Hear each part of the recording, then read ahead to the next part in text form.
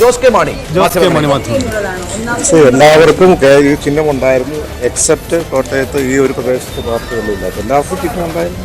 ചിഹ്നത്തിന് മാത്രമല്ലല്ലോ, അതിന് മാത്രമല്ലല്ലോ. അപ്പോൾ ഞാൻ സൂചിപ്പിച്ചത് കൃത്യമായി കേരള ഇത് കഴിഞ്ഞ തെരഞ്ഞെടുപ്പിൻ്റെ ഒരു ആവർത്തനം തന്നെയാണ്.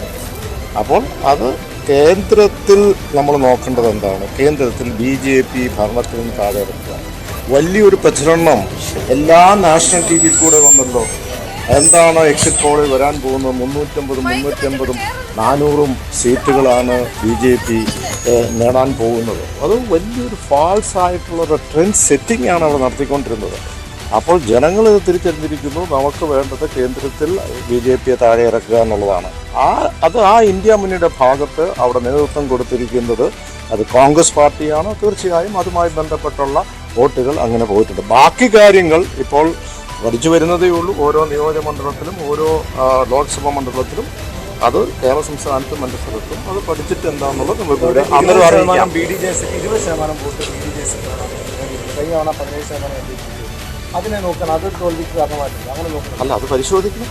അത് ഞങ്ങൾ പരിശോധിച്ചിട്ട് പഠിച്ചിട്ട് എങ്ങനെയാണ് അത് BDJS കൂടുതൽ വോട്ട് ഇടതുപക്ഷ വോട്ടുകൾ പോയിട്ടുണ്ടോ എന്നുള്ളതൊക്കെ പരിശോധിക്കാം. അല്ല, ഞാൻ പറഞ്ഞല്ലോ, കൃത്യമായി കേന്ദ്രത്തിൻ്റെ കാര്യങ്ങൾ ഞാൻ പറഞ്ഞു. അതോടൊപ്പം തന്നെ അവിടെ നമുക്ക് BJP അധികാരത്തിൽ നിറയ്ക്കുക എന്നുള്ളതാണ്. അതൊരു ട്രെൻഡാണ്. ആ ട്രെൻഡിൻ്റെ ഭാഗമായിട്ട് വന്നിട്ടുണ്ട്. അത് കോട്ടയത്ത് മാത്രമല്ല, ഈ കേരള സംസ്ഥാനത്തുടനീളം നിന്ന് റിസൾട്ട് കണ്ടതാണല്ലോ. അതും മാത്രമല്ല, കഴിഞ്ഞ പ്രാവശ്യം ലോക്സഭയിൽ ഒരു ആവർത്തനം എന്ന് തന്നെ കൃത്യമായിട്ട് സ്ഥാനാർത്ഥി എന്നുള്ള രീതിയിൽ നമ്മൾ പ്രചാരണം നടത്തിയത് ഉൾപ്പെടെ കേരള കോൺഗ്രസ് എമ്മിന്റെ പ്രചാരണത്തിൽ ഇന്ത്യ മുന്നണിയുടെ പക്ഷേ അവിടെ ഒരു വ്യത്യാസമുള്ളത്, ആരാണോ ഫസ്റ്റ് പാർട്ടി, ഏറ്റവും കൂടുതൽ സീറ്റുള്ള ഫസ്റ്റ് പാർട്ടിയാണല്ലോ സാധാരണ രീതിയിൽ ഗവൺമെന്റ് ഫോം ചെയ്യാനായിട്ട് വിളിക്കാറുള്ളത്. അപ്പോൾ ആ ഫസ്റ്റ് പാർട്ടി എന്ന നിലയ്ക്ക് കോൺഗ്രസ് അധികാരത്തിലേക്ക് വരണം എന്നുള്ള ചിന്ത ജനങ്ങൾക്കുണ്ടാകാം. ഈ ഏതൊക്കെയാലും ഈ ജനവിധി മാനിക്കുന്നു. കൂടുതൽ കാര്യങ്ങൾ നിങ്ങൾ പഠിച്ചിട്ട് ഉള്ള സമയമായില്ലല്ലോ. യെസ്, അതാണ് ജോസ് കെ മാണിയുടെ പ്രതികരണം. ജോസ് കെ മാണി എന്തായാലും കോട്ടയത്തെ സാഹചര്യങ്ങൾ പ്രത്യേകം പരിശോധിക്കുമെന്ന് പറയുന്നു. ഒപ്പം സംസ്ഥാനത്ത് ഒരു UDF തരംഗമായിരുന്നു. അത് BJPക്കെതിരായ ഒരു തരംഗമുണ്ടായപ്പോൾ അത് കേരളത്തിൽ കോൺഗ്രസിനൊപ്പം ജനങ്ങൾ നിന്നു എന്നതാണ് ജോസ് കെ മാണി വിലയിരുത്തുന്നത്. ലീഗ് ആസ്ഥാനത്തെ ആഹ്ലാദ പ്രകടനം, വലിയ ചരിത്രപരമായ ഭൂരിപക്ഷമാണ് ലീഗ് നേടിയത് ഇത്തവണ തെരഞ്ഞെടുപ്പിൽ എന്നത് പ്രധാനപ്പെട്ടതാണ്. നമുക്കറിയാം, 2.5 ലക്ഷം വോട്ടുകളോളം ETയുടെ ഭൂരിപക്ഷം 2,59,130 എന്നുള്ളതാണ് ഏറ്റവും പ്രധാനപ്പെട്ട കാര്യം. അത്രത്തോളം വലിയ ഭൂരിപക്ഷത്തിലേക്ക് ലീഗിന്റെ സ്ഥാനാർത്ഥികൾ ഇത്തവണ എത്തുന്നു.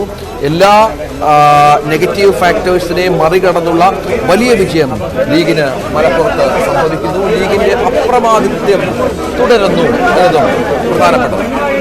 അതാണ് സാഹചര്യം. എന്തായാലും ലീഗ് ആസ്ഥാനത്ത് ലീഗ് കേന്ദ്രങ്ങൾ വലിയ ആവേശത്തിലാണ്. കാരണം മലപ്പുറത്തേക്ക് ET മാറിയപ്പോൾ തന്നെ ഇത്തവണ റെക്കോർഡ് ഭൂരിപക്ഷം ഉണ്ടാകും, ഏറ്റവും അനുകൂല സാഹചര്യമെന്ന് കരുതിയിരുന്നു. അതങ്ങനെ തന്നെ സംഭവിച്ചു.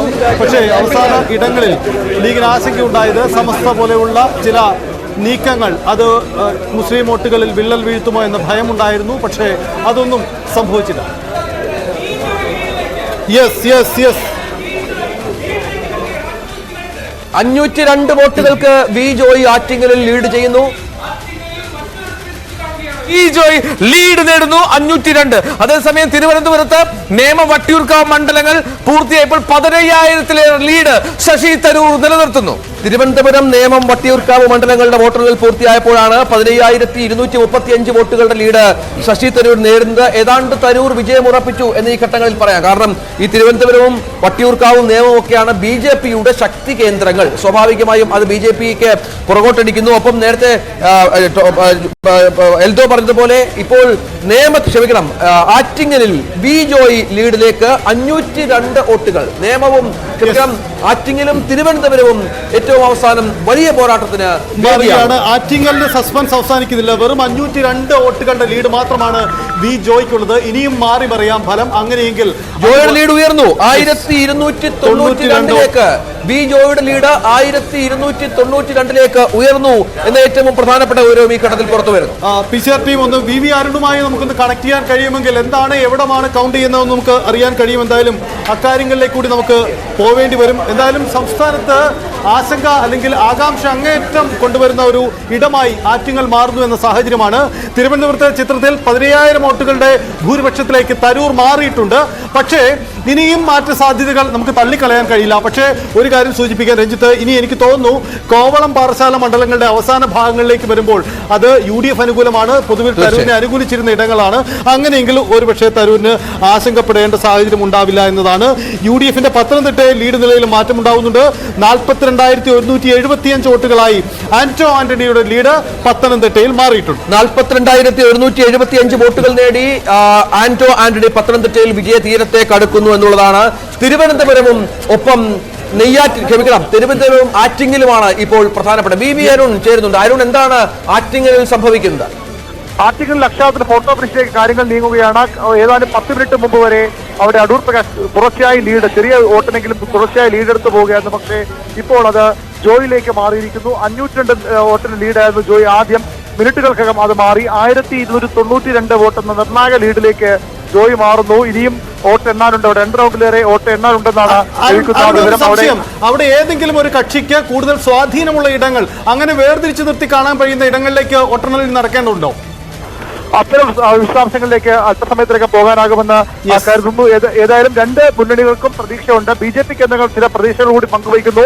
ഇനിയും കാര്യങ്ങൾ മാറി മറിയാം. 6,000-ഓളം വോട്ടിന്റെ വ്യത്യാസം മാത്രമാണ് V മുരളീധരനും ഒന്നാം സ്ഥാനത്തുള്ള V ജോയിയുമായുള്ളത്. അതുകൊണ്ട് തന്നെ BJPക്ക് ഇനി പ്രതീക്ഷയുണ്ട് എന്ന ഒരു ആത്മവിശ്വാസം അവർ പങ്കുവയ്ക്കുന്നുണ്ട്. 2,25,171 വോട്ടാണ് ഇതുവരെ V മുരളീധരൻ പിടിച്ചത്. 8,000-ഓളം വോട്ടിന്റെ വ്യത്യാസം രണ്ടുപേരും തമ്മിലുണ്ട്. 2,35,274 ജോയിയും അതുപോലെ 2,33,993 അടൂർ പ്രകാശ് പിടിച്ച വോട്ടുകളും. ഏതായാലും 3 മുന്നണികൾക്കും ഒരുപോലെ പ്രതീക്ഷയും ആശങ്കയുമായി മാറുകയാണ് ആറ്റിങ്ങലിലെ വോട്ടെടുപ്പ്. അക്ഷരാർത്ഥത്തിൽ ഒരു വോട്ടഫിനിഷിലേക്ക് കോളേജ് യൂണിയൻ തെരഞ്ഞെടുപ്പിലും മറ്റും മാതൃകയിൽ ഒന്ന് വേണമെങ്കിൽ പറയാവുന്ന അത്രയധികം ഓരോ നിമിഷവും മാറി മറിയുന്നു. 500-ഉം 200-ഉം ഒക്കെ വോട്ടാണ് ഭൂരിപക്ഷം മാറി മറിയുന്നത്. ഇപ്പോൾ 1000 കടന്നിരിക്കുന്നു V ജോയിയുടെ ലീഡ്. ഇത് കുറെ സമയത്തിന് ശേഷമാണ് ജോയി ലീഡിലേക്ക് എത്തുന്നത്. ഒപ്പം അരുൺ, ഈ തിരുവനന്തപുരത്ത് ഇപ്പോൾ തിരുവനന്തപുരവും വട്ടിയൂർക്കാവും നിയമവും ഏതാണ്ട് പൂർണ്ണമായും എണ്ണിക്കഴിഞ്ഞു എന്നാണ് അരുണിരിക്കുന്ന വിവരം. അപ്പോൾ ഇനിയുള്ളത് നേരത്തെ സൈത്ത് പറഞ്ഞതുപോലെ എവിടെയൊക്കെയാണ് കോവളവും പാറശാല അല്ലെ? ഇനി എവിടെയൊക്കെ എണ്ണാനുള്ളത്? ഇനിയൊരു മാറ്റത്തിന് സാധ്യതയുണ്ടോ? തരൂരിന്റെ വിജയം ഏറെക്കുറെ ഉറപ്പിച്ചിരിക്കുന്നു വേണമെങ്കിൽ ഈ ഘട്ടത്തിൽ പറയാം. കാരണം വളരെ പ്രധാനപ്പെട്ട മേഖലകളിലൂടെ ഇനി എണ്ണാനുള്ളത് തരൂരിന്റെ സ്വാധീനമുള്ള പാറശാല, നെയ്യാറ്റിൻകര, കോവളം മണ്ഡലങ്ങളാണ് എന്നുള്ളതാണ് അതിന് ആ ഒരു വിവരത്തിന്റെ അടിസ്ഥാനം. ശശി തരൂർ 4ാമതും തിരുവനന്തപുരത്തിന്റെ MP ആയി മാറുമ്പോൾ തന്നെ ഏറെക്കുറെ ഉറപ്പിച്ചു കഴിഞ്ഞു. ശരി, അതാണ് തിരുവനന്തപുരത്തെ ആറ്റിങ്ങലെ സാഹചര്യം.